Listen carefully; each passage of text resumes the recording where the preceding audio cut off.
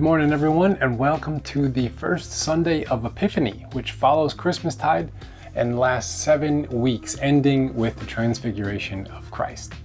Now, Epiphany is a season of revelation that starts with the revelation of Christ for the religious outsiders in the story of the Scriptures, commonly referred to as the Gentiles.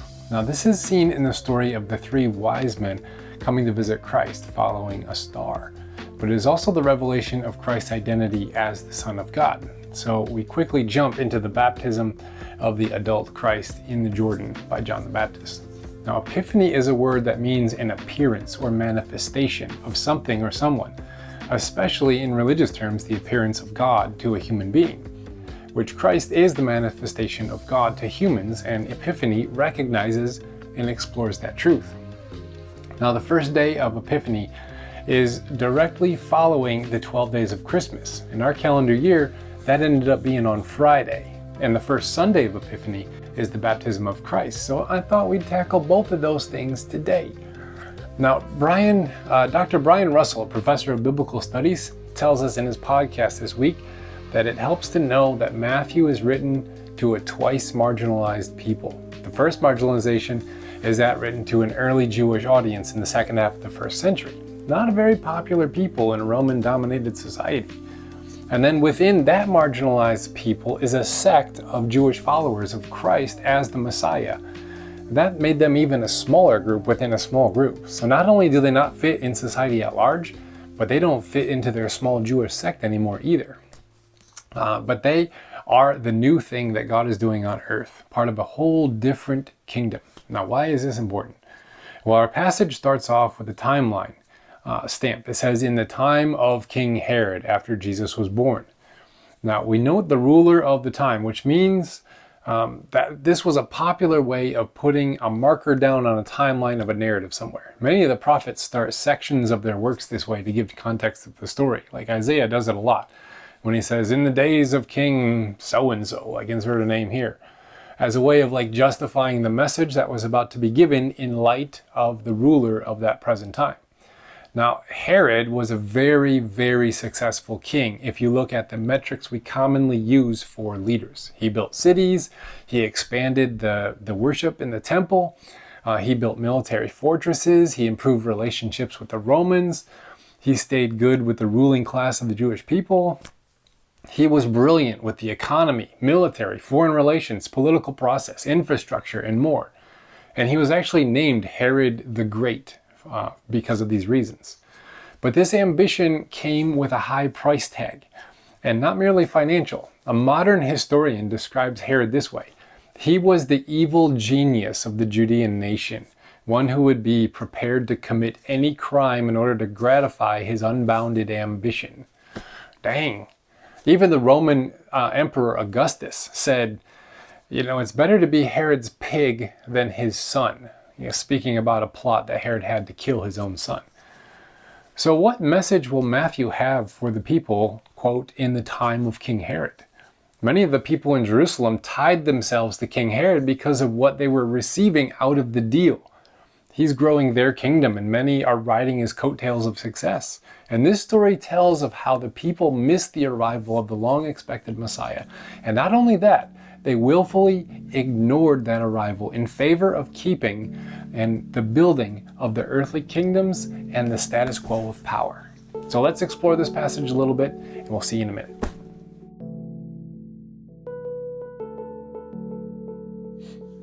All right, you know that feeling of panic you get when you've spent a lot of time perfecting something and then someone else enters in and starts messing around with it? You've perfected a family recipe and then someone wants to add this new seasoning or something. You perfected your garden and someone wants to plant like a pumpkin in it or something. Or maybe you have a way of doing something routine-wise and someone wants to try a new way that breaks that routine. A certain route to get to your destination that you always take, and someone's like, hey, let's try this road. When we got things as we want them, we don't really like people messing around with them. Now, that feeling plays a really big role in today's passage. Now, imagine a walled city with a few gates that let people in and out. The footprint of the city is not very big. It's about 1.25 miles square. But there's like 30 to 40,000 people that live inside of there. Now imagine a caravan of foreign nobility with all their animals and equipment and supplies and servants entering in through the gates and making their way down Main Street to the palace in which Herod lives. Okay, everybody's going to be talking and wondering what in the world is even going on. Now these guys are Persian priests of one of the oldest religions, organized religions in the world, called Zoroastrianism. But that means they're outsiders come to mess up with the flow. Because at the time of King Herod, all was going great. The economy is booming. The temple's more beautiful than ever. The cities are growing. The metrics are, as they say, up and to the right. And into this massive earthly kingdom expansion, Christ is born within a class of people left untouched by this massive success, the outsiders. Now he's going to spend most of his life in solidarity with these folk, the sick, the poor, the outcast, the rejected. And it starts here at the beginning. Some wise men from the east show up in the capital city of Jerusalem asking, "Where is the child who has been born King of the Jews?" Now this is going to confuse everybody, I'm sure. We already have a king and he's very successful, ruthless, vicious, nasty, yes, but he produces metrics that we like, so we put up with them. So what does these wise men from the east to Jerusalem, what brings them here? Well, they followed a star. What is that? How did that even work? Now, back in these days, astrological signs were a big deal to folks. They were their clocks, their calendars, their compasses, everything.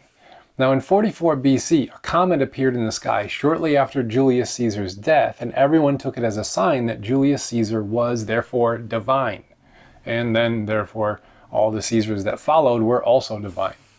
So a star appearing as a sign of a Jewish king born would have some serious credibility that an authority outside of the kingdom of Herod is actively working and now communicating. The text tells us that King Herod was frightened, as well as the entire city of Jerusalem, when they finally got the answer to their question about who these guys were. Now it says that Herod is frightened, all the Jerusalem too is, they're all experiencing success, right? The king was giving them exactly what they wanted. They might not like his character, but he was getting the job done. This exchange of granted power for earthly kingdom growth that I benefit from allows those on the receiving end to turn a blind eye from the suffering that it creates on the margins.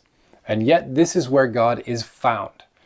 The people would rather embrace the power that benefits them than the action of God that brings in those on the fringe. And the insiders who have been waiting for the arrival of the Messiah miss it. And instead, these pagan outsiders come and announce to these insiders what their own God is doing that they utterly missed out on. So what happens next? That's not my job. That's your job. We've all said that, right?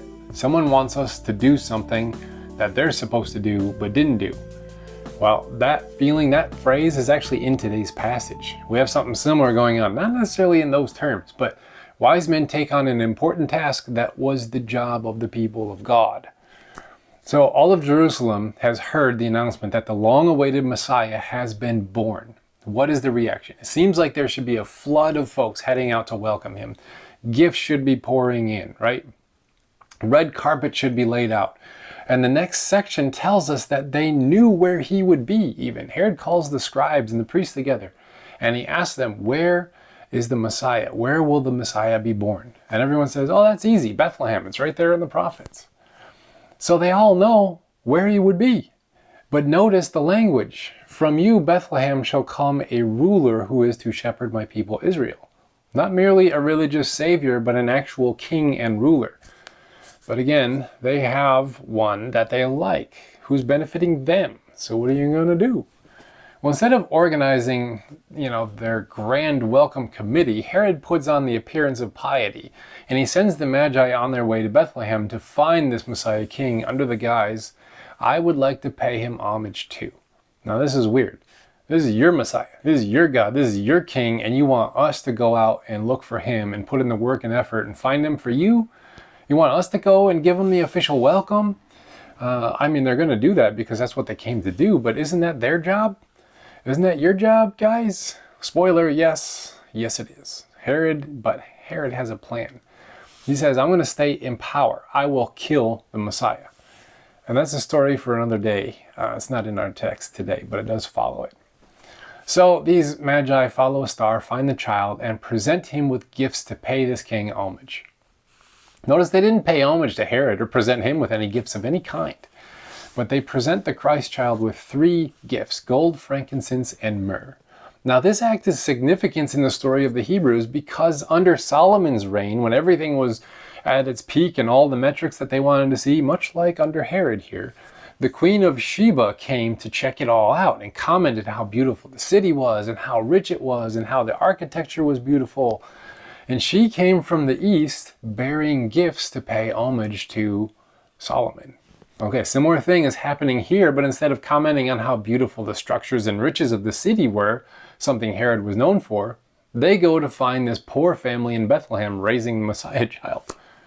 Now, Isaiah 60 tells us that when the Messiah arrives to dispel the darkness, that a great homecoming is going to occur. And one of the descriptors of this event is that visitors from the east will bring gold and frankincense. Now, gold is the gift for a king, and frankincense is a gift for a son of God. But they added a third one, myrrh, a burial spice.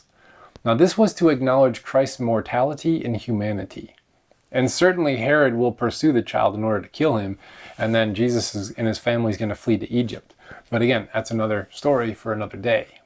Now, Herod insulated himself with his power, accomplishment, and riches, but Christ is vulnerable, helpless, and weak. Now, it's nice to know that we have a God who knows what that is like, who empathizes with the human experience, and who has experiential contact with the day-to-day life in this world. He does not glorify the worldly kingdoms and systems of the world, nor promote it, nor partake in it. He instead falls victim to it like many of us, but overcomes it with God's perfect love.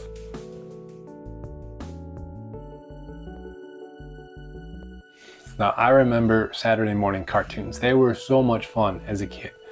I think that most of my early classical music education actually came from the Looney Tunes, Bugs Bunny and all them. Now, in classic cartoon animation, there's usually not a lot of dialogue, so you have to really rely heavily on symbols and sound effects, right? Now, a very popular one is when a character is wrestling with a problem in their mind, thinking really hard how to solve it, and then like a flash of lightning, the idea hits them and a literal light bulb comes on over top of their head. It's drawn up there. Now, this is an epiphany, a small animated one, but it's an epiphany. But we understand this concept because we too have wrestled with ideas and problems in our mind, and then while cooking dinner or showering or right before you fall asleep, the solution switches on in your mind like a light bulb and you can suddenly see what needs to be done. Now remember, epiphany is about light here and revelation.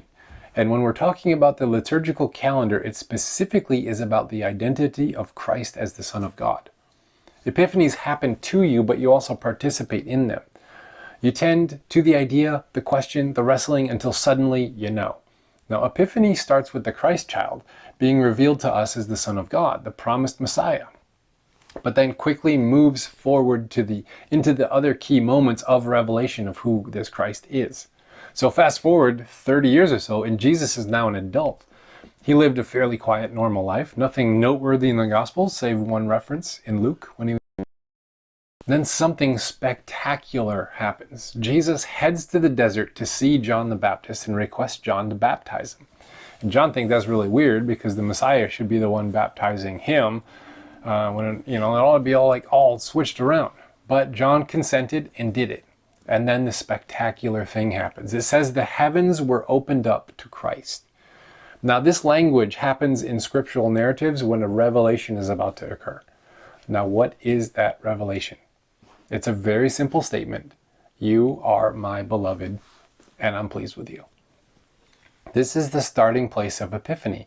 And also, it's the ending place. On Transfiguration Sunday, that concludes the entire Epiphany season of 7 weeks, we hear these words spoken again over Christ. Epiphany is bookended in belovedness, like it's the most important truth in the whole world.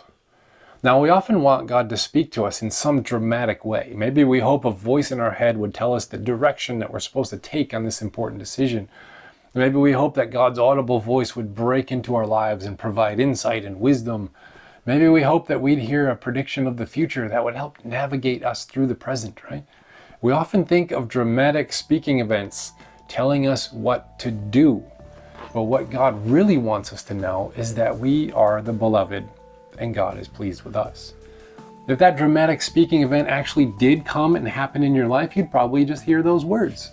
Because it's more important that you know this foundational truth about your being than you know what God wants you to do about anything. Because if your doing comes from a place of wanting to earn or prove or convince folks of your worthiness of love, it's like a dull axe. It doesn't cut anything. But if your doing is flowing from a place of beloved being, it's a very potent force. So I hope you hear these words. You are the beloved of God. And I hope you know it's true. I hope it's like an epiphany, a light shining in the dark recesses of the fears and insecurities that haunt your mind, and that you can rest in this truth, that you too are the beloved, and God is pleased with you.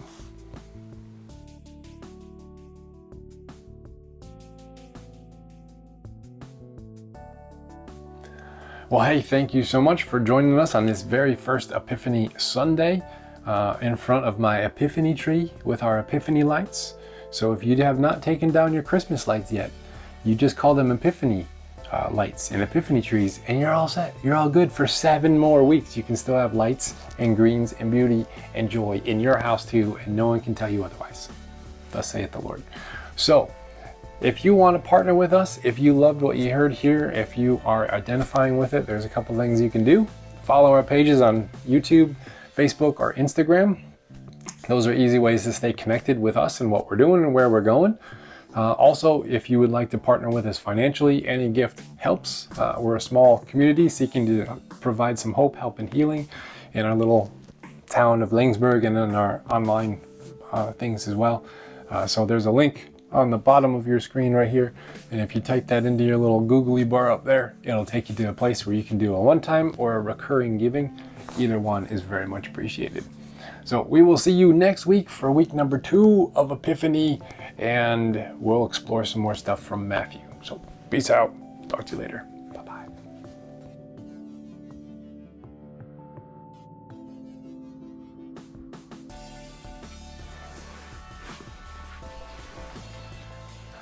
It's not Christmas lights, they're Epiphany lights.